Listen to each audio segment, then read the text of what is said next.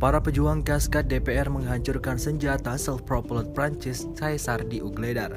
Rekamannya ramai beredar di media sosial Telegram pada Kamis 17 November 2022. Caesar adalah howitzer self-propelled 155 mm kaliber 52 Prancis yang dipasang pada sasis truk 6x6 atau 8x8 yang dapat menembakkan semua peluru standar NATO kaliber 39:52.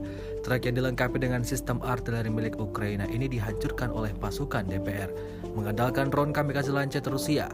Tampak dalam rekaman senjata self-propelled Prancis Caesar hancur lebur dihantam drone lancet Rusia. Hingga video ini beredar, belum diketahui pasti ada berapa korban jiwa dalam insiden ini.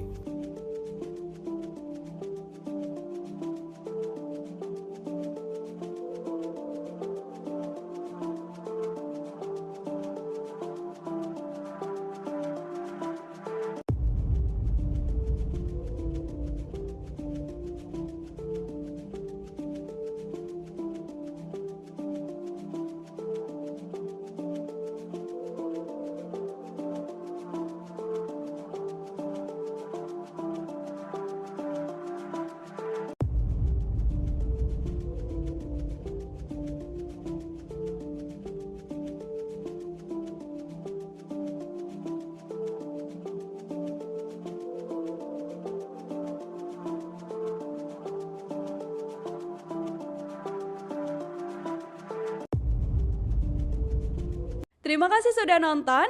Jangan lupa like, subscribe, dan share ya.